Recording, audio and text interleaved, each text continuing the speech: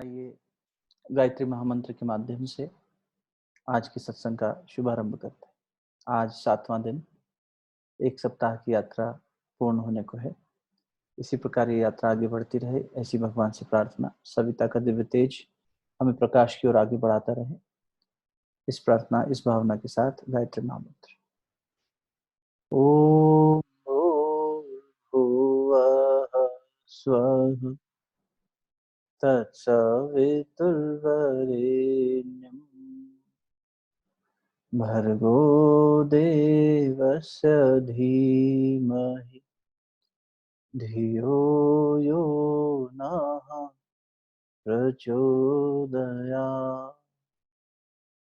ओम गुरुर्ब्रह्मा गुरुर्विष्णु गुरुरेव महेश्वरः गुरु साक्षात् परब्रह्म तस्मै श्री गुरुवे नमः।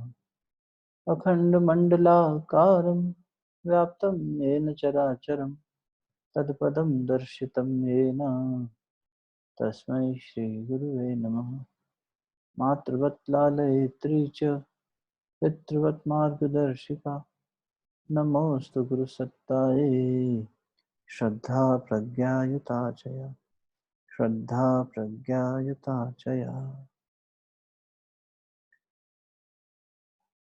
परम पूज्य गुरुदेव वंदे माता जी के सूक्ष्म अनुकंपा से हम लोग आज एक और कदम आगे बढ़ा रहे हैं स्वामी विवेकानंद जी की चेतना में और गहरे उतरने का। कल हमने स्वामी जी के जीवन के कुछ ऐसे पहलुओं को जानने की कोशिश करी जिससे उनके व्यक्तित्व की व्यापकता का हमें अंदाजा हुआ कि कितना उनका वास्ट पर्सनैलिटी है ना। और कहीं उनका टिट फॉर टैट वाला अंदाज नजर आया, कहीं विटीनेस नजर आई, कहीं उनकी एक बहुत ही धीर गंभीरता नजर आई, कहीं भारतीय संस्कृति के बारे में लोगों को एक अलग तरीके से बताना, उसकी पहचान कराना, ये सब चीजें नजर आई। आज पेज नंबर 23 से स्टार्ट करेंगे, जहाँ first meeting with Shri Ramakrishna Paramahamsa, Thakur के साथ में नरेंद्र का पहली बार मिलना, वहां से शुरू करते हैं। रामचंद्र दत्त नरेंद्र के कजन थे और ठाकुर के डिवोटी थे। और रामचंद्र दत्त ने इन्हें कहा कि अगर तुम्हें वास्तव में अध्यात्म सीखना है, जानना है, तो तुम दक्षिणेश्वर के काली के जो पुजारी हैं ठाकुर रामकृष्ण परमहंस, उनसे उनसे मिलने चलो, उनको मैं तुम्हें मिलवाने लेके चलता हूँ। तो विवेकानंद मान गए कि चलो चलते हैं, क्योंकि वो तो उस तलाश में थे। नरेंद्र की उस समय ये स्थिति थी कि हर जगह जाके ये पता करते थे कि क्या किसी ने भगवान को देखा है, क्या मुझे कोई वो अनुभूति करा सकता है, इतनी उनकी प्रगाढ़ इच्छा थी। और नवंबर का महीना 1881, तो आप अंदाजा लगाइए 63 में नरेंद्र का जन्म हुआ। 81 की ये घटना है। कितने वर्ष का व्यक्ति हुआ? 20 साल भी नहीं हुए, 18 साल के। ये पहली बार जो है एक न्यूट्रल प्लेस पे मिले। किनसे? ठाकुर से। और कहाँ पे? इनके एक गृहस्थ डिसाइपल थे ठाकुर के, सुरेंद्रनाथ। सुरेंद्रनाथ के घर पे नरेंद्र नाथ मिलने गए। नरेंद्र नाथ वहां गए, वहां सत्संग चल रहा था। ठाकुर ने उनसे गीत गाने को कहा। नरेंद्र गीत गाया, भजन गाया और ठाकुर चले गए और समाधि की अवस्था में चले गए। ठाकुर के सामने कुछ ऐसी अवस्था हमेशा रहती थी, क्योंकि जब भी उनके सामने कोई ईश्वर तुल्य बात होती थी या कोई ऐसा व्यक्ति होता था जिसके अंदर ईश्वरत्व बहुत ज्यादा हो, तो वो तुरंत समाधि में चले जाते थे। तो इस मुलाकात के बाद ठाकुर ने उन्हें आवाहन किया कि तुम कभी दक्षिणेश्वर आओ। दक्षिणेश्वर में पहली बार जब वो मिलने गए 1882 में, 19 वर्ष का नरेंद्र जाता है। तो आप कल्पना कीजिए कि वेस्टर्न डोर जो है दक्षिणेश्वर मंदिर का, पश्चिम का जो दरवाजा है, वहां से आ रहे। और मैं जब ये पढ़ रहा था तो मुझे ऐसा लगा जैसे कि अब हम आज के कैनवास में देखते हैं कि बाहुबली कैसा है, ये होते हैं बाहुबली, जो संस्कृति की पताका उठा के चलते हैं। और ठाकुर ने जब इनको पहली बार आते हुए देखा उस वेस्ट के दरवाजे से, और देखो कैसी, मुझे ऐसा लगता है, पता नहीं कितना वो है, लेकिन पश्चिम से पूर्व की ओर, पूरे पश्चिम को पूर्व की ओर लेकर आए नरेंद्र। स्वामी विवेकानंद पूरे वेस्ट को इंडियनाइज कर गए। और जब उनकी पहली मुलाकात है तो दक्षिणेश्वर मंदिर के पश्चिम के दरवाजे से पूर्व की ओर आ रहे, और ठाकुर बैठे उनको देख रहे हैं। और ठाकुर के शब्दों में अगर कहें तो ठाकुर कह रहे हैं कि कैसे संभव है कि आज के इतने तामसिक युग में, आज के इतने सांसारिक इस शहर में, कलकत्ता में, कोई ऐसा व्यक्तित्व हो सकता है। ठाकुर ने कहा, how is it possible that such a great spiritual aspirant can live in Calcutta, the home of worldly minded. 19 साल का एक बालक आ रहा है, एक युवा आ रहा है, और उसका गुरु देख कर ये कह रहा है कि कैसे संभव है कि आज के समय में। और उनको आते ही उन्होंने बस बड़ी मुश्किल से ठाकुर ने अपने आप को रोका कि किसी तरह उठ के, वो तो तुरंत चाहते थे कि आलिंगन कर लें, क्योंकि कितने 25 सालों से प्रतीक्षा हो रही थी। और राखाल महाराज आ चुके थे इनके पास, और विवेकानंद भी आने बाकी थे। राखाल आ गए थे, लाटू आ गए थे, विवेकानंद से पहले कुछ शिष्य आ चुके थे, लाटू महाराज आ चुके। तो अब ठाकुर रामकृष्ण परमहंस से कह रहे हैं कि तुम नरेंद्र कोई गीत गाओ। तो बंगाली में उन्होंने गीत गाया। विवेकानंद के ऊपर कुछ मूवीज बनी, उनमें येसुदास जी ने एक गीत गाया था। मैं बहुत अच्छा नहीं गाता, लेकिन मुझे वो गीत बहुत प्यारा है। उसकी शुरू की पंक्तियां हैं कि ये अपने घर को चलते हैं, मन तुम कहाँ फंसे हो, इस परदेश में क्यों फंसे हो। ऐसे भाव उन्होंने व्यक्त किए। तो कुछ इस तरह से गाया गया है उस गीत को। चलो मन अब, चलो मन अब तो घर को अपने, चलो मन अब तो घर को अपने, इस परदेश में, हाँ परदेश में, क्यों परदेसी रहे, ओ हो, चलो मन अपने, घर को अपने। बार बार उन्होंने ये बात हमें बताई है। स्वामी विवेकानंद का व्यक्तित्व हमें ये याद दिलाता है कि अब ये जो जहाँ हम रह रहे हैं, ये सब परदेश है। ठाकुर का जीवन हमेशा ये बताता है कि तुम यहाँ रहो, संसार में रहो, लेकिन ऐसे जैसे कोई किराएदार किसी किराए के मकान में रहता है, जैसे कोई मुसाफिर किसी राहगीर, कोई जो उस राह पे रहता है, बस वैसे रहो। जैसे वो उदाहरण दिया करते थे कि तुम किसी के घर पे जब कोई काम करने वाला होता है ना, सेवक, हेल्पर, तो वो उस घर को इस तरह से साफ रखने की कोशिश करता है जैसे अपना खुद का घर। उसके बच्चों को ऐसे खिलाता पिलाता है, वो जो दाई माँ आती है, वो ऐसे खिलाती है जैसे उसके खुद के बच्चे। लेकिन उसे मालूम है कि उसका घर नहीं, उसका घर तो कहीं और। इसी प्रकार इस संसार में रहो, लेकिन इस संसार में रहते हुए ये याद रखो कि तुम्हारा घर ये नहीं, तुम यहाँ परदेसी हो। और यहाँ क्यों इतना ज्यादा तुम बार बार जो है इसमें जकड़े जाते हो, इससे वापस चलो और अपने घर को याद करो। जब ये गीत गाया नरेंद्र नाथ ने, तो स्वाभाविक रूप से ठाकुर रामकृष्ण परमहंस फिर से समाधि में चले गए, और खूब उनकी आंखों से, नेत्रों से जो है अश्रु बहते रहे। और फिर उसके बाद जब समाधि टूटी तो फूट फूट के रोए। गॉड लिव्ड विद देम, ईश्वर रोया कि मेरा नरेंद्र आ गया। तुम इतने साल कहाँ थे, क्यों मुझे इतना तड़पाया, क्यों इतनी प्रतीक्षा कराई। इतना तो कोई प्रेमी अपनी प्रियतम को नहीं जो है वो करता। मैं जानता हूँ तुम साक्षात नर हो, साक्षात नारायण का स्वरूप हो, तुमने इतने समय मुझे दूर रखा, कितने पत्थर दिल हो तुम इतने कठोर कैसे हो सकते हो नरे। ऐसी ऐसी बातें उनसे कहने लगे। उनका हाथ थाम के उन्हें पीछे ले गए, नॉर्दर्न दरवाजा जो है उसके पीछे। आप कभी जब जाए बेलूर तो इस तरह से ही देखिएगा, इस परिकल्पना के साथ बेलूर जाइए कि दक्षिणेश्वर जाइए, और दक्षिणेश्वर में माँ काली के मंदिर का वो जो नॉर्दर्न डोर है और जो वरांडा है, वेस्टर्न वरांडा, वहां बस थोड़ी देर के लिए बैठिए और चिंतन करिए। चैतन्य महाप्रभु जब गया गए तो वहां पर गया गए और आपके यहाँ आए भुवनेश्वर, भगवान जगन्नाथ के दर्शन करते, तो समाधि में चले जाते थे। वो ये कल्पना करके कि इस समय पे यहाँ पर माधवाचार्य आए होंगे तो कैसा रहा होगा, यहाँ पर जब प्रभु ने लीला करी होगी तो कैसा रहा होगा। उस चिंतन मात्र से वो बस नृत्य करते करते वहां बेहोश हो जाते थे, समाधि में चले जाते थे। लोग सोचते हैं बेहोश हो गए, लेकिन समाधि में चले जाते। एक बार चैतन्य महाप्रभु इसी प्रकार नृत्य करते करते समाधि में चले गए। और उनके लिए ऐसा प्रसिद्ध है कि जब चैतन्य नृत्य करते थे तो दिखाई देना बंद हो जाता था। उनका शरीर दिखाई देना मतलब, जैसे आपने देखा है ये मेले में या सर्कस में एक आग का रस्सी पे गोला बांधते हैं, and then they just keep rotating it, और वो उसको इतना तेज घुमाते हैं कि बाद में बस एक अग्नि का घेरा दिखाई देता है, ना उसकी रस्सी दिखाई देती है, और बहुत तेजी से वो घूमता है। बस वैसे ही जैसे वो नट करता है, वैसे ही चैतन्य महाप्रभु जब नृत्य करते थे तो थोड़ी देर बाद दिखने बंद हो जाते। कभी चैतन्य चरितावली का रसपान करने का अवसर मिलेगा सामूहिक रूप से तो करेंगे। बहुत अद्भुत जीवन। निमाई और फिर उनके एक साथी निताई, जैसे कृष्ण और बलराम साक्षात दोनों वापस आए, निमाई निताई। और माधवाचार्य उनको लेकर आए, सॉरी अद्वैताचार्य उनको लेकर आए। मैंने उस दिन आपसे कहा भी था कि ऋषि, गुरुदेव कहते थे ऋषि भगवान का बाप होता है। भगवान को लाने में, भगवान के अवतार को लाने में ऋषि को तैयारी करनी पड़ती है। जैसे एक हवाई जहाज को उतारने के लिए पूरी हवाई पट्टी बनाई जाती है, वैसे ही उस एयर स्ट्रिप के बनाने का काम जो करता है उसे ऋषि कहते हैं। और यहाँ भी इन्होंने कहा कि मैं सब ऊपर कारण लोग तक चला गया, उसके बाद मैंने देखा कि सारे देवी देवताओं के ऊपर 7 ऋषि बैठे हैं, ऐसा ठाकुर ने भी अपने अनुभव में बताया। तो विवेकानंद को देखते ही, तो ये इनकी बात बता रहा था मैं आपको, चैतन्य महाप्रभु। महाप्रभु जो है समाधि में चले, साथ में शिष्यगण थे, बहुत देर तक समाधि नहीं टूटी, इस बार बहुत लंबी समाधि लगी। शिष्यगण धीरज हारने लगे, कई दिन बीत गए, लोगों ने कहा अब तो लगता है ये जो भी सज्जन थे, संत थे, चले गए, इनको यहाँ से अब हटाया जाए। तो सारे शिष्यों में जो है एक तरह का शोक भी छा गया। सब उनको समाधि की अवस्था में जब प्राण एकदम शून्य हो जाता है, तो जगह जगह से प्राण को जांचा गया कि नाक से सांस नहीं आ रही, हृदय की धड़कन नहीं है, पल्स नहीं चल रही, कलाई छू के देखी गई, शरीर ठंडा पड़ता जा रहा है।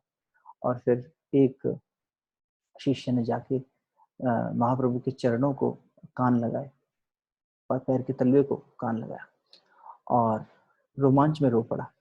बाकियों ने सोचा कि सच में समाधि ले ली आज महाप्रभु ने, वो लोग भी दुखी होने लगे। तो इस शिष्य ने कहा नहीं दुखी मत हो, अभी जीवित है, यहाँ से हरे राम की, हरे कृष्णा की धुन सुनाई दे रही पैरों में से। ये था चैतन्य महाप्रभु का जीवन, ऐसा ही जीवन था इन लोगों का। ये एक से एक सब सूरमा, एक से एक भरे पड़े। और स्वामी विवेकानंद तो ठाकुर रामकृष्ण परमहंस साक्षात उन्हीं के रूप से प्रकट हुए। तो आप देखोगे कि दोनों में बहुत सिमिलरिटी मिले, बहुत ज्यादा सिमिलरिटी मिले ठाकुर में और स्वामी जी में। तो बार बार उनको कह रहे हैं कि तुम बहुत लेट आए नरेंद्र, तुमने बहुत मुझे सताया, तुम इतने पत्थर दिल कैसे हो सकते हो। और नरेंद्र उस समय पर पूरे तरीके से, एक तरह से समझो कि एक युवा है जो ब्रिटिशर्स का शासन चल रहा है, ब्रह्म समाज जाता है, प्रभावित है बहुत सारे रैशनल थिंकिंग से। तो इसलिए विवेकानंद आज के युवाओं के रोल मॉडल ज्यादा नजदीक से हैं मुझे लगता है, क्योंकि हम सब रैशनल जनरेशन है। तो एक ऐसा रैशनल पर्सन जो इंटेलिजेंस है, जिसके पास इंटेलेक्ट बहुत शार्प है, जिसके पास प्रगतिशीलता वाले विचार हैं, जिसके पिताजी बैरिस्टर हैं, जिसके घर में सब सुविधाएं हैं, सब कुछ है, और फिर उसके बाद में वो भगवान की तलाश भी कर रहा है। और ऐसे में जब वो यहाँ आता है तो ये उम्मीद नहीं लेके आता है कि ऐसा कुछ मेरे साथ घटित होगा कि कोई मुझे नारायण कहेगा या इतनी ऊंची संज्ञा देगा। तो बिल्कुल he is डम्बफाउंडेड, he is like कि मैं कहीं पागल के पास आ गया हूँ किसी, ये कैसी बातें कर रहा है ये पागल आदमी, ये पुजारी कैसा है। लेकिन कुछ ऐसा मैजिकल था ठाकुर के बारे में, जिसको उन्होंने खुद कहा विवेकानंद ने, कि उनका संन्यास इतना गहरा था कि मुझे स्पर्श कर गया। मुझे लगा कि अगर ये पागल भी है तो क्या हुआ, ये मुझे भगवान दिला सकता है तो मैं इसके साथ रहूंगा इस जिंदगी में। और उस घटना से, उस दरवाजे से बाहर आने के बाद तुरंत आते ही ठाकुर से उन्होंने पूछा कि क्या आपने भगवान देखा है और क्या आप मुझे दिखा सकते हैं। बोले बिल्कुल देखा है, जितना प्रत्यक्ष नरेंद्र में तुझे देख रहा हूँ उससे ज्यादा, उससे बहुत ज्यादा क्लैरिटी के साथ देखा है। लेकिन मैं दिखाऊं किसे, कौन देखना चाहता है। लोग संसार के लिए, पत्नी के लिए, बच्चों के लिए, घर के लिए, पैसे के लिए घड़ों आंसू बहाते हैं, भगवान के लिए व्याकुल ही कौन होता है। व्याकुलता आवश्यक है। आज सुबह हम जब गीता का अध्ययन कर रहे थे तो जो हमारे साथी साथ में थे, हमने इसी में बात करी, प्रसन्नता और व्याकुलता, खिन्नता, व्याकुलता। ये जो व्याकुलता है, इसमें बहुत सुंदर बात थी दूसरे चैप्टर में गीता जी में जो हमने आज कही, तो इस करी सबने सत्संग में साथ में निकली, कि जब मन द्रवित होता है, जब अंतःकरण द्रवित होता है, द्रवित होना मतलब पिघलता है, when your inner heart melts down. आदमी जब दुखी होता है तब ऐसा होता है, या उसको कोई चीज की तलाश होती है, वो व्याकुल होता है। जैसे गोपियां व्याकुल हुई कृष्ण से मिलने के लिए, जैसे चैतन्य व्याकुल हुए हरि कीर्तन करते हुए, ऐसी व्याकुलता जो ठाकुर को व्याकुलता थी अपने इन शिष्यों के लिए, उस व्याकुलता में मन पिघलता है, द्रवित होता है। ये जो द्रवित होने वाली अवस्था है, इसमें आप कौन सा रंग भर देते हो। जैसे मोम का उदाहरण हमने लिया कि मोमबत्ती जब पिघलती है, मोम जब पिघलता है, तो मोम के अंदर जो रंग डाल दो वो वैसा कलर उसमें स्थिर हो जाता है। इसी प्रकार जब मन अंतःकरण द्रवित होता है, तो उसमें हमने संसार का रंग डाला या अध्यात्म का रंग डाला, जो रंग डाल दिया वैसा हो जाएगा। और यहाँ पर कृष्ण, ठाकुर रामकृष्ण जो है, वो अपना रंग रंगते चले जा रहे हैं, सारे शिष्यों को अपने रंग में रंगते चले जा रहे हैं, एक एक करके। जो इनके पास आया सिर्फ इतने सा कह देते फिर आना, और वो व्यक्ति को ऐसा लगता था ये फिर आना, इतना, ये दो शब्द ठाकुर के इतने मजबूत होते थे, देख लेते थे कि ये मेरा है, इसको नहीं छोड़ना। गुरु देखता है ना। जैसे पहले बात हुई शायद पहले या दूसरे दिन में कि महाअवतार बाबा जी ने किस तरह से इनको लाहिड़ी माशे को देखा, और जब मिले तो बताया कि कैसे हम तुम्हारी इस जन्म से नहीं कई जन्मों से देखते आ रहे हैं, और इस जन्म में तुम बचपन से जब जब जन्मे हो और जो तो तुमने पढ़ाई करी, सब नौकरी करी, सब हम इसके पीछे थे, तुम्हारा ट्रांसफर तक हमने करवाया इसी उद्देश्य के लिए। और उनके लिए रात में पूरा एक सोने का महल बना दिया, ऐसे कहते हैं लाहिड़ी माशे बताते हैं, क्योंकि उनका कोई पुराना संस्कार था, तो राजयोग का संस्कार था, वो पूर्ण करने के लिए संस्कार भी काट दिया, और सारे उन पुराने ऋषियों को, उनके गुरु भाइयों को उपस्थित कराया जो सूक्ष्म रूप से साधना कर रहे थे, जो देह त्याग कर चुके थे। तो देखो ये अभी भी तुम्हारे लिए साधना कर रहे हैं और तुम्हें माध्यम बनना है क्रिया योग को संसार तक पहुंचाने। तो उस तरह से क्रिया योग संसार तक पहुंचा, महाअवतार बाबा जी संसार तक पहुंचे, लाहिड़ी महाशय और उसके बाद युक्तेश्वर गिरी जी और इनके माध्यम से अपने परमहंस योगानंद जी के माध्यम से, ऐसे ही स्वामी विवेकानंद और उनके गुरु भाइयों के माध्यम से ठाकुर पहुंचे। गुरु शिष्यों के माध्यम से संसार तक पहुंचता है। अब स्वामी विवेकानंद क्या कह रहे हैं इस घटनाक्रम के बारे में, आगे चल के उन्होंने कहा, that impressed me at once. For the first time I found a man who dared to say that he had seen God, that religion was a reality to be felt, to be sensed in an infinitely more intense way than we can sense the world. जितना हम संसार को sense कर पाते हैं इन बाहरी इंद्रियों से, उससे कई ज्यादा इंटेंसली सेंस कर सकते हैं भगवान को। ऐसा पहली बार किसी ने इतना कॉन्फिडेंस के साथ कहा, ऐसा ठाकुर के लिए नरेंद्र नाथ कह रहे हैं। Narendra felt that Ramakrishna's words were uttered from the depths of his inner experience. Still, he could not comprehend the master's word and conduct. Bewildered, he bowed down the master to the master and returned to Calcutta. फिर एक महीने बाद ये फिर से आए, और इस बार जब आए तो भीड़ नहीं थी, अकेले आए। उस समय ठाकुर अकेले थे और कमरे में थे अपने। रामकृष्ण बहुत खुश हुए, ठाकुर खुश हुए कि नरेंद्र आ गया, और उसको एक कोने में बिठाया। कुछ देर तक ठाकुर कुछ अपने मन में कहते रहे। ठाकुर इन लोगों को ना जब दीक्षा, तो उनकी ऑकरेट क्लोथ्स तो बहुत बाद में दिए, सन्यास की दीक्षा, लेकिन इनसे जीभ बाहर निकलवा के उसके ऊपर कुछ ऐसा सिंबॉलिक लिख देते थे। किसी पे ओम लिखते थे, किसी पे माँ काली का कोई चिन्ह बना देते थे, किसी पे कोई और बीज मंत्र बना देते थे। इस तरह से ये भी एक साधना पद्धति का तरीका होता है गुरु का, एक तरह से शिष्य को इनिशिएट करने का। तो यहाँ पर क्या घटनाक्रम हो रहा है, एक तरह से इनिशिएशन का घटनाक्रम, और ये बहुत ही ऐतिहासिक घटना घटित हो रही है, जहाँ दो सूर्य आपस में मिल रहे हैं, दो सूर्यों का मिल, प्रकाश की बहुत ही प्रचंड वर्षा, ऐसी स्थिति। और आप कल्पना करो कि कमरे में ठाकुर बैठे, ठाकुर ऊपर वस्त्र नहीं पहनते थे, अंगोछा रखते थे, नीचे अपनी धोती पहनी हुई, कॉपी में बैठे हैं, दाढ़ी, प्रतीक्षा में। लीला उन्हीं की है, उन्हें मालूम नरेन आने वाला है, नरेंद्र नाथ दत्त प्रवेश कर रहा है, अकेले एकांत में बैठे।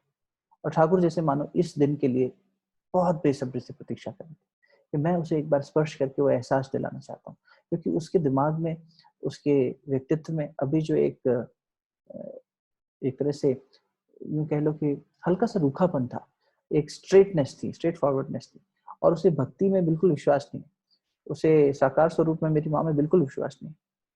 आज मुंह फाड़ के नीचे आया है, आज मैं इसे जरूर ये अनुभव करके दिखाऊंगा। तो जब विवेकानंद आए तो उन्होंने नीचे बैठने को कहा, ऐसे ऊपर बैठे हैं तखत पे। और मैं जब शांति कुंज में था आश्रम में, तो वहाँ हमारी एक यूनिवर्सिटी है, देव संस्कृत विश्वविद्यालय, वहाँ पर कुछ बच्चे हैं, उन्होंने, मतलब अब तो बड़े हो गए सब बच्चे, सब जॉब वॉब करने लगे। उनमें एक बालक था अजय भारद्वाज, उसने विवेकानंद का रोल किया था। और एक हमारी थी त्रिलोक, उन्होंने ठाकुर रामकृष्ण परमहंस का रोल किया था। ओहो, अद्भुत वो क्षण था, बहुत ही सुंदर उन्होंने किया, पूर्ण रूप से चरितार्थ करके दिखाया। और ठाकुर रामकृष्ण परमहंस जो है स्पर्श करते हैं अपने पैर से विवेकानंद की छाती, हृदय कमल खोल देते, पूरा हृदय कमल का विस्तार कर देते। और कहीं भी स्पर्श कर सकते थे, वैसे अट्यूनमेंट में हम लोग मस्तक पे स्पर्श और इस तरह की चीजें होती रहती, लेकिन ठाकुर अपने अनोखे अंदाज में, क्योंकि भक्ति नहीं खुली थी ना, हृदय ग्रंथि खोलनी थी। हृदय ग्रंथि के अंदर जो कुछ भी छुपा हुआ था, भक्ति तो थी, लेकिन वो कहीं ना कहीं ज्ञान के नीचे दब गई थी। तो उन्होंने बस उसको एक तरह से प्रकाशित करना था, झनकृत करना था, तो बस पैर से स्पर्श करा दिया। विवेकानंद उसी अनुभव को बाद में बताते हैं कि मैं पूरी तरह से ट्रेम्बल कर रहा था, पूरा शरीर मेरा अनकॉन्शियस हो गया, घबराहट में चिल्लाने लगे, वेदना होने लगी, ऐसा लगा कि सारा दक्षिणेश्वर का मंदिर जैसे पिघलते हुए मेरे अंदर आ रहा है, सब दीवारें, सब छतें, सब हट गई और सिर्फ आकाश ही आकाश। सेम चीज जो जब आत्महत्या करने के लिए तलवार उठाने के लिए ठाकुर रामकृष्ण परमहंस बड़े थे और काली ने उनको दर्शन दिए थे, वही का वही घटनाक्रम उन्होंने अपने शिष्य को अनुभव करके दिखाया कि ब्रह्म क्या होता है, चेतना क्या होती है। और बहुत नरेंद्र उसमें जब वेदना में गए तो उन्होंने कहा कि आप मेरे साथ क्या कर रहे हैं, मुझे बख्श दीजिए, मुझे इस अनुभव से बाहर निकालिए, मेरा घर है, मुझे यहाँ से जाने दीजिए। एकदम तड़प गए। और ठाकुर ने बहुत ही मुस्कुराते हुए ठीक है, छाती पे हाथ फेरा, वापस लेकर आए और कहा कि ठीक सही है, समय आने पर और आगे फिर ऐसा समय आएगा तब ये अनुभव तुम्हें फिर से हो जाएगा, तब तक के लिए इस अनुभव को मैं छुपा देता। अब यहाँ पर चेतनानंद जी लिखते हैं, Narendra was proud of his strong body, sound mind and rational intellect. उनको बड़ा गर्व था अपने इस चीज पर, और but he felt helpless in front of Ramakrishna. यहाँ पर एक तरह से ठाकुर ने अपनी वर्चस्व स्थापित किया, क्योंकि गुरु तो आखिर गुरु है, और कैसे गुरु फोर्सफुली बलात् रूप से अपने शिष्य के जीवन में उतरता है और एक घटनाक्रम को अंजाम देता है, वो ठाकुर ने यहाँ प्रमाणित किया। और द मास्टर वेंट फॉर, फिर उसके बाद एक बार और हुआ ऐसा कि तीसरी बार जब ये आए तो ठाकुर इनको वॉक पे ले गए। नरेंद्र बहुत सोचते थे, इसके बाद ऐसी कई घटनाएं आएंगी जहाँ नरेंद्र कहेंगे अब मैं कभी नहीं आऊंगा इनके पास, ये जादूगर आदमी है, ये तो कुछ तो तंत्र मंत्र कर देता है, मैं नहीं आऊंगा। लेकिन उसके बाद भी उनकी तरफ खींचे चले जाते थे और बहुत ही सच्ची श्रद्धा के साथ जाते थे। जब तीसरी बार गए हैं तो ये वॉक पे गए दक्षिणेश्वर के उसमें वरांडे में, और जब जादू मलिक गार्डन में वॉक कर रहे हैं तो ठाकुर को फिर से ये मन हुआ कि इससे कुछ पुराने संस्कारों को जानूं। तो उन्होंने फिर से अपने आध्यात्मिक मूड में समाधि में गए और फिर एक स्पर्श कर दिया हल्का सा, और उस स्पर्श से नरेंद्र नाथ दत्त भी ट्रांस में चले गए। और उन्होंने उस समय पर जो प्रश्न पूछे, ठाकुर कहते हैं कि मैंने उस समय उससे बहुत सारे प्रश्न पूछे और बाकी डिसाइपल्स को बताया उन्होंने कि उन प्रश्नों से मुझे मालूम पड़ गया कि Narendra is a great soul, perfect in meditation. The day he recognizes his true self, he will give up his body by an act of will through yoga. जिस दिन उसे अपने वास्तविक मूल का पहचान हो गया, वो योग की एक सिद्धि प्राप्त हो जाएगी, उसको जब चाहेगा तब शरीर छोड़ देगा। विवेकानंद सांस बहुत जल्दी लेते थे, ठाकुर बहुत चिंतित रहते, बहुत तेज सांस लेते, क्योंकि उनको लगता था इतनी तेज सांस लेता है जल्दी इसके प्राण चले जाएंगे, ये और ये सिद्ध तो है ही, अपनी इच्छा से बहुत जल्द प्राण छोड़ देगा। तो बहुत उनको ये रहता था कि ये कम समय लेकर आया, ये बंधेगा नहीं इस संसार में। विवेकानंद ने परिव्राजक की नई परिभाषा बनाई। परिव्राजक मतलब जो ट्रैवल करता है ना, सन्यासी, एक जगह से दूसरी जगह। और विवेकानंद ने, जैसे मैंने कल बताया, कि कई ऐसे नई चीजें शुरुआत करा दी हमारी संस्कृति में, जैसे उल्टे हाथ से भोजन परोसना, अगर आप भोजन कर रहे हैं तो उस समय पे, अदरवाइज तो सीधे हाथ से परोसना। तो वैसे ही विवेकानंद ने एक और परिव्राजक की पूरी एक तरह से कह लीजिए कि उसके लिए दिशा बोध दे दिया। वो ये था कि 3 दिन से ज्यादा सन्यासी कहीं रुकेगा नहीं, 3 पल से ज्यादा, 3 प्रहर से ज्यादा विवेकानंद कहीं नहीं रुकते। 3 प्रहर बीतते ही चल देते थे वहां से, उससे ज्यादा नहीं रुकते।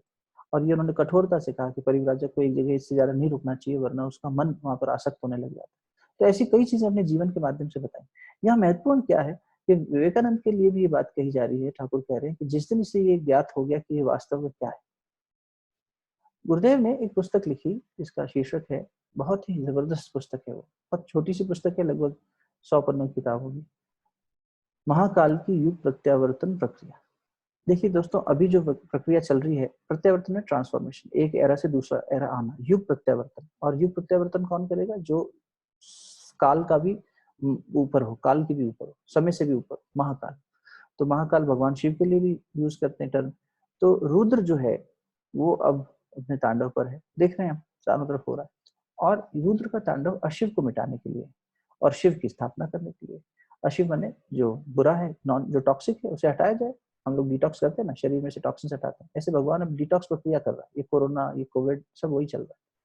और ऐसी घटनाक्रम अभी और होंगे, मुझे ऐसा लगता है। गुरुदेव ने ऐसा संकेत किया कि ऐसे 2-3 बार होगा, क्योंकि मनुष्य एक बार में सीखेगा और जल्दी जल्दी हो जाएंगे, ताकि वो पुरानी सीख, उसको भूल जो है उसको सुधार ले। फटा जो सुधार लेगा, वन्य माता जी कहती थी, भूल सुधार मनुष्य का सबसे बड़ा विवेक है। सबसे बड़ा विवेक ये है कि अपनी भूल का सुधार कर लो, और जो सुधार कर लेगा वो ठीक रहेगा, जो नहीं रहेगा उसको एलिमिनेट कर दिया जाए। बिल्कुल स्ट्रिक्ट रूल है, या तो लाइन की इस तरफ रहिए या इस तरफ रहिए। बहुत लीनियंसी हो गई, बहुत ज्यादा समय ऐसा हो गया जब आदमी को बहुत समय दे दिया गया कि अब सुधर जाएगा, अब सुधर जाएगा। अब माता पिता बहुत रुष्ट हैं, या यूं कह लीजिए कि माता पिता बहुत कठोरता से घर के डिसिप्लिन को ठीक करना चाहते हैं। तो महाकाल की प्रत्यावर्तन प्रक्रिया में गुरुदेव कहते हैं कि अनेकों ऐसी आत्माएं, अर्जुन, बुद्ध, मीरा, ऐसे उन्होंने नाम लिखे हैं, ऋषियों में नाम लिखा है, ऋषि वशिष्ठ, ऋषि विश्वामित्र, और कई क्रांतिकारियों का नाम लिखा है, शहीद भगत सिंह से लेकर चंद्रशेखर आजाद तक का उल्लेख किया है। और कई जो है भक्ति रस के जो लोग हैं उनका नाम लिखा है, कि ऐसे अनेकों सोल्स धरती पर आ चुके हैं और आने वाले दिनों में आने को हैं। वो सिर्फ ऐसे गर्भ की तलाश कर रहे हैं जो उनके लिए सुयोग्य हो, क्योंकि इतनी श्रेष्ठ आत्माओं को, गुरुदेव के तप का एक बहुत बड़ा अंश इसमें गया। और योग ऋषि ने जब तप किया तो इसीलिए कि ऐसी श्रेष्ठ आत्माओं का आह्वान किया, क्योंकि कोई भी देव सत्ता, ऋषि सत्ता आना नहीं चाहती थी धरती पर, इतना बुरा हाल हो गया। ऐसे में ऋषियों के संदेश को लेकर गुरुदेव आए, ठाकुर रामकृष्ण परमहंस के रूप में पिछला जन्म था, उसी कार्य को आगे बढ़ाने के एक कड़ी के रूप में अगर आप देखें तो ठाकुर रामकृष्ण परमहंस ने संन्यास धर्म की स्थापना करी अपने इन गुरु शिष्यों के माध्यम से। और अब क्योंकि संन्यास सब तो नहीं ले सकते, इतने कठोर रास्ते पर एक 16 लोगों को इन्होंने चलाया, और इसलिए गुरुदेव ने संन्यास नहीं, गृहस्थ धर्म में रहते हुए और गृहस्थ धर्म गृहस्थियों के माध्यम से अब वही गायत्री, वही सदचिंतन, वही सदविचार सब तक पहुंचाने के लिए अब हर कोई सन्यासी नहीं बनेगा, और हमें बनाना भी नहीं है समाज की व्यवस्था बनाए रखने के लिए। तो जो गृहस्थ आश्रम में प्रवेश कर चुके हैं उन लोगों के उद्धार के लिए गुरुदेव ने वैसी ही लीला रची और वैसा ही कार्य किया, और अपने तब का एक बड़ा अंश खर्च किया इन आत्माओं के आवाहन के लिए। ऐसी सोल्स को बुलाया जाए, ऐसे गर्भ तैयार किए जाए, जहाँ पर ऐसा परिवार बनाए जाए, जहाँ पर ऐसा संस्कार हो कि अगर किसी के घर में अर्जुन को जन्म लेना है तो अर्जुन आज वहां पर खड़ा होकर महाभारत स्थापित कर सके और युद्ध जीत सके, और आने वाले समय में महाकाल का काम कर सके, महाकाल के काम आ सके। अगर किसी घर में मीरा को जन्म लेना है तो उस घर की पवित्रता अलग होनी चाहिए। कहीं कर्ण को आना है तो उस घर की पवित्रता अलग होनी चाहिए। कर्ण के प्रकाश को, उसके तेज को झेलने वाला गर्भ कुछ अलग ही होगा। तो इसलिए ऐसी माताओं बहनों से हम बार बार कहते हैं, और कई आत्माएं आ चुकी हैं, कई आने को है, ऐसा गुरुदेव ने लिखा। ये पुस्तक गुरुदेव ने 1974 में लिखी थी, नॉट रॉन्ग, और ज्यादा वैलिडेट कर लेंगे। और उस समय उन्होंने कहा कि महाकाल अब करवट बदल रहे हैं, आने वाले समय में एक संधि वेला चल रही है। ठाकुर रामकृष्ण परमहंस के जीवन को देखें, 1836 से लेकर अब तक, और 175 साल, और उसके बाद में यहाँ देख लो विवेकानंद जी का 1863 से लेकर अभी 150 वर्ष पूरे हुए थे 2013 में। तो ये 150 ईयर्स और 175 ईयर्स जो दोनों के कंप्लीट हुए, इसमें बहुत ज्यादा ट्रांजिशन आ रहा है। और आप देखो पिछले 10 साल का इतिहास उठा के खुद देख लो, एकदम कॉमन मोटी बुद्धि से भी सोचें तो संसार में बहुत परिवर्तन आए, इकोनॉमिक स्ट्रक्चर में, सोशल स्ट्रक्चर में, और तेजी से परिवर्तन आ रहा है। आज मनुष्य के मूल्यांकन की कसौटी बदली जा रही है। पैसे से आप किसी की पूजा नहीं करते आजकल। आजकल मनुष्य विवेक को, समझ को, विचारों को, इनको देखता है। तो कहने का मतलब ये, गुरुदेव ने भी उस पुस्तक में स्पष्ट लिखा, ये आत्माएं जो आ चुकी हैं, अभी हमने इन पर आवरण डाला हुआ है। सेम बात यहाँ कही जा रही है, नरेंद्र के ऊपर अभी हमने आवरण डाला हुआ है। इनडायरेक्टली ये कह रहे हैं ठाकुर, जिस दिन हमने ये आवरण हटाया, जिस दिन नरेंद्र अपने वास्तविक बोध को पहचान जाएगा, उस दिन नरेंद्र के नाम माध्यम से एक प्रकाश पुंज पूरी दुनिया को प्रकाशित कर देगा। गुरुदेव ने स्पष्ट लिखा कि जिस दिन ये आत्माएं अपने ऊपर के आवरण का इनका हम हटा देंगे, या व्यवस्था महाकाल की हटा देगी, तो ये अपने वास्तविक स्वरूप को जानेंगे और महाकाल के काम में जुट पड़ेंगे।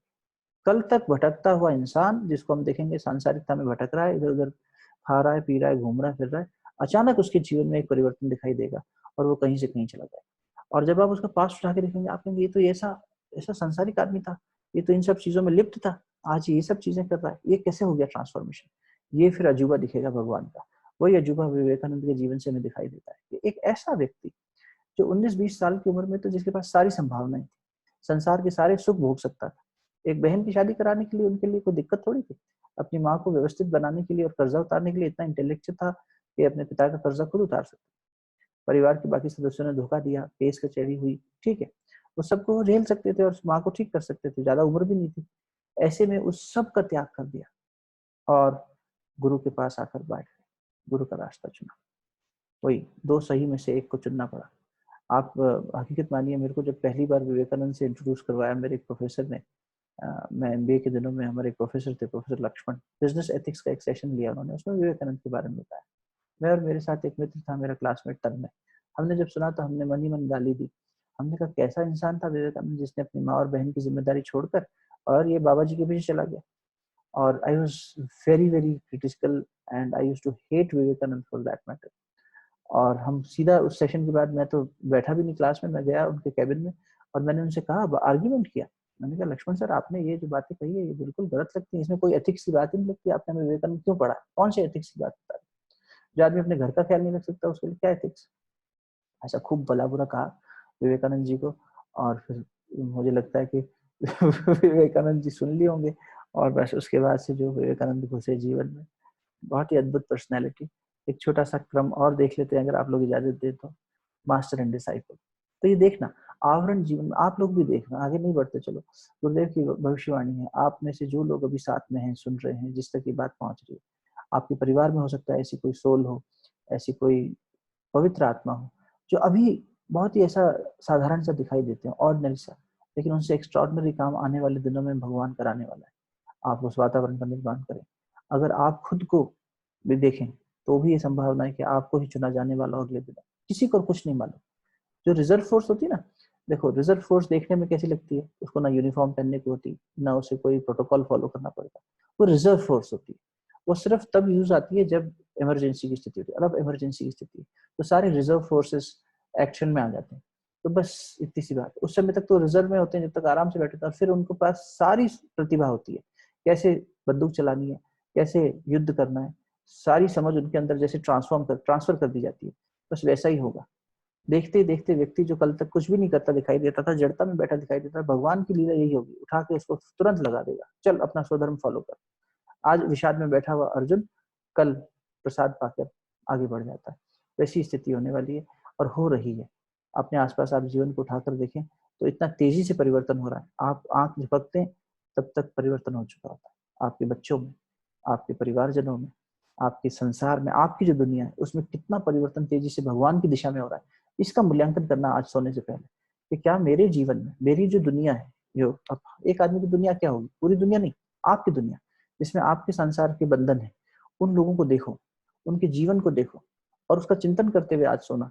इस स्वाध्याय के माध्यम से क्या लोगों के ऊपर से परतें हट रही हैं, क्या अंतरात्मा प्रकाशित होती जा रही है, धीरे ही सही, शनै शनै ही सही। और किसी के जीवन में सडनली ऐसे लोगों को आप जब देखेंगे तो आप पाएंगे कि भगवान का चक्र चल रहा है, महाकाल का चक्र चल रहा है, युग परिवर्तन की संधि वेला चल रही है। और आने वाले दिनों में जो महर्षि अरविंद की भविष्यवाणी थी 1926 में, उन्होंने कहा अति मानस का अवतरण 300 साल में होगा। 1926 में वंदनीय माता जी का जन्म हुआ, गुरुदेव ने अखंड दीपक जलाया, उनको अपने दादा गुरुदेव का दर्शन हुआ वसंत पंचमी पे। तो ये सारी घटनाएं एक ही साल में हुई, 3 घटनाएं, महत्वपूर्ण घटनाएं। ये आज हमें नहीं पता है, आज हमारा इतिहास इस बातों को जानता ही नहीं। ठाकुर के जाने के बाद पता लग रहा है ठाकुर ने क्या कर दिया। एक विवेकानंद ने दहाड़ मारी तब संसार को पता लगा कि ठाकुर थे भी। ऐसे आने वाले समय में और लोगों के बारे में, ये युग ऋषि के बारे में सबको पता चलने वाला है कि युग निर्माण एक ऐसी बड़ी योजना चल रही है। और महर्षि अरविंद क्या कहना चाह रहे हैं, it will take 300 years for the Satyug to come back. We are fortunate to see the 1/3 of it. एक 1926 से 2026 आने को है, तो एक तिहाई काम हो गया और वो परिवर्तन अब दिखाई दे रहा है। सतयुग की वापसी होगी कैसे, वो बात करते हुए पूर्णाहुति करेंगे। पहले गुरुदेव कहते थे पहले इंसान की विचार में आएगी ये बात कि अच्छा सोचे, लेकिन जब वो अच्छा सोचने लगेगा तो उसे घर वाले ही उसको रोक देंगे, टोक देंगे, उसका विरोध करेंगे, कहेंगे कल तक तो ऐसा सोचता था, आज पता नहीं कहाँ से सुना है, तो अच्छी अच्छी बातें कर रहा है, छोड़ो, रिजेक्ट। फिर वो उसके घर के बड़े बुजुर्ग उसकी बात सुनेंगे तो नहीं, हाँ ठीक कह रहा है, लेकिन तब भी पालन नहीं होगा। फिर स्थिति आएगी कि जो विचार में है वो वचन में है, और फिर वचन के बाद में तीसरी स्थिति आएगी कि विचार मतलब कथनी और करनी दोनों मिल जाएंगे, सोचेगा भी वही, करेगा भी वही, बोलेगा भी वही। तब इसको कहेंगे इंटीग्रिटी, कि हाँ अब सतयुग पूरे तरीके से इसके जीवन में आ गया। सतयुग बने एक रिफाइंड इंटेलेक्ट के साथ, एक सजल श्रद्धा के साथ, एक प्रखर प्रज्ञा के साथ इंसान जीने लगेगा। और उस जीवन के अंदर जब सभी लोग, अब देखो ना ये कोरोना ये करवा रहा है, हर आदमी अपनी आवश्यकताएं कम करके जी रहा है, हर व्यक्ति एक दूसरे की सम्मान कर रहा है, मदद कर रहा है, एक दूसरे को हेल्प करना चाह रहा है। ज्यादातर चीजें यही हो रही है। ठीक है, कुछ लोग हैं जो अराजकता हमेशा फैलाएंगे, उनका महाकाल अपना डंडा बरसा के काम कर लेगा, लेकिन फिर भी अधिकतर लोग इस काम में अब सजगता के साथ में, सजगता अवेयरनेस के साथ में लगे हुए हैं कि नहीं, we should have a proper participation in this situation and learn the lessons very fast. जो करते जा रहे हैं उनका भला होता जा रहा है, जो नहीं करेंगे वो ढीठ है, वो बाद में डंडा खा के सुधरेंगे, वो अलग बात। मुझे ऐसी व्यवस्था भगवान को अपनी न्याय व्यवस्था बनानी होगी। तो भी भगवान करे हम सबके अंदर के आवरण हटे, हमारी मलिनता हटे, और हम भी महाकाल की इस युग प्रत्यावर्तन प्रक्रिया में किसी तरह से प्रतिभागिता कर सकें, हम भी भगवान के काम आ सके, एक अंश में ही सही, नन्ही गिलहरी की तरह या चिड़िया की तरह ही सही। क्योंकि भगवान ये नहीं देखता किसने कितना बड़ा छलांग लगाई, किसने कितना मेरे काम आया, वो तो ये देखता है कौन विलिंगनेस के साथ में खुद को प्रस्तुत कर पाया। आइए शांति पाठ में यही प्रार्थना करें कि हे ईश्वर, हम सिर्फ आप ही के माध्यम से इस संसार में रहें, आपको आधार मानते हुए अपने मन को संसार में लगाएं, और आप ही के कार्य के लिए अपनी शक्तियों का नियोजन करते चलें। भगवान से ही प्रार्थना, जो विवेकानंद का गीत था कि हे मन चलो उस इस प्रदेश को छोड़ दो, उस देश में चलो जहाँ भगवान रहता है, और फिर उसके रिप्रेजेंटेटिव के रूप में इस संसार में। आइए शांति पाठ करते हैं। आज का चिंतन यही करिएगा कि अपने संसार का मूल्यांकन करिएगा, और उसमें ये देखिएगा कि ईश्वर ने कहाँ कहाँ प्रत्यावर्तन की प्रक्रिया के बीज बो दिए। शांति पाठ। ओम असतो मा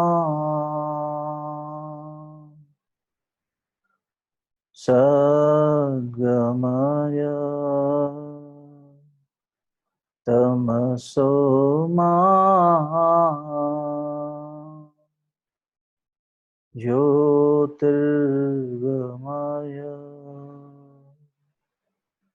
मृत्योर्मा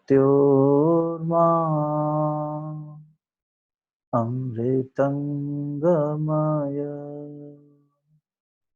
ओ शांति शांति शांति। दोनों हथेलियों आपस में मलिए। बाकी हुई दिव्यता को अपने मुखमंडल पर, अपने हृदय स्थान पर स्पर्श करें। सभी को बहुत बहुत साधुवाद, प्रणाम, शुभ रात्रि।